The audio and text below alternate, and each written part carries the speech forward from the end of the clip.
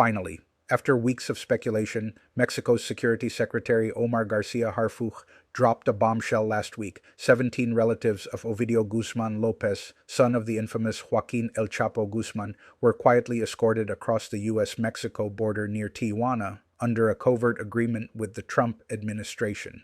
Let that sink in. While thousands of migrants fleeing violence or poverty are met with razor wire, detention centers, and deportation flights, the family of a man whose cartel is officially labeled a foreign terrorist organization waltzed into the United States with suitcases in hand. No handcuffs, no chaos, just a secret deal, shielded from public scrutiny. I'm your host, and today we're confronting the glaring hypocrisy at the heart of this story. Because this isn't just about a backroom negotiation, it's about how exceptions for the powerful corrode the very idea of equal justice.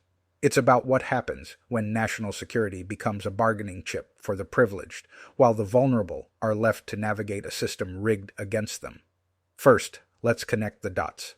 Ovidio Guzmán López isn't just any cartel figure. He's a key leader of the Sinaloa Cartel, an organization responsible for flooding U.S. streets with fentanyl, destabilizing entire regions of Mexico, and contributing to over 100,000 overdose deaths in the United States last year alone. The State Department designates his cartel as a foreign terrorist organization. Yet, video footage obtained by CBS News shows his relatives, mother, siblings, children, crossing into San Diego like VIPs, greeted by federal agents who knew exactly who they were.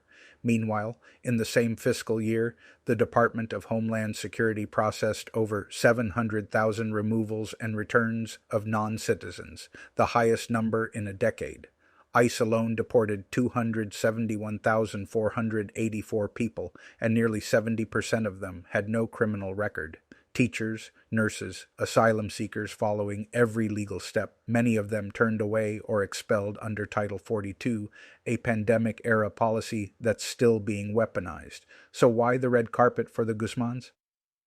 Reports from the Daily Beast suggest Ovidio is cooperating with U.S. prosecutors, trading intelligence on rival cartels in exchange for leniency and safe passage for his family. Now let's be clear, leveraging informants isn't new. But here's the problem: transparency.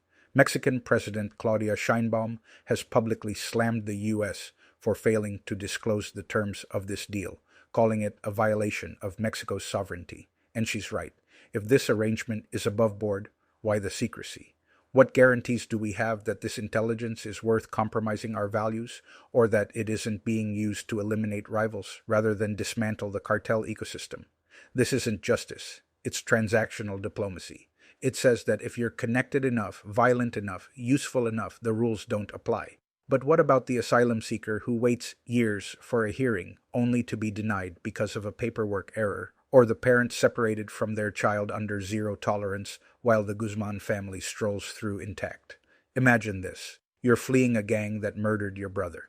You present yourself at a port of entry, request asylum, and spend months in a detention center. Your case is delayed, your trauma ignored. Eventually, you're deported, back to the danger you escaped. Now imagine opening your phone and seeing a cartel heir's family whisked to safety, their crimes erased because they had leverage. That's the inequality we're enabling. This double standard isn't just unfair, it's a betrayal. It tells the world that commitment to rule of law is negotiable, that a border isn't a line of principle, but a toll booth where the price of entry depends on who you know or what you can offer. Now, critics will argue, this is how the game works. You cut deals with bad actors to stop worse ones. But when did we decide that the game requires sacrificing transparency and accountability? When did we accept that democracy bends to cartels? Fox 11. Los Angeles reports that lawmakers are already demanding answers, but we can't stop there. If the U.S. is making agreements with cartel figures, the public deserves to know the terms, Mexico deserves a say, and every asylum seeker deserves the same shot at safety, without having to traffic drugs or snitch on rivals to earn it. So here's where we stand. This case isn't an anomaly. It's a symptom of a system that prioritizes political expediency over human dignity. but we don't have to accept it. Contact your representatives, demand transparency, insist that equal justice isn't just a slogan we stamp on courthouses. It's a practice we uphold, even when it's inconvenient, because if we let exceptions for the powerful become the norm, we're not just failing those at the border, we're failing ourselves.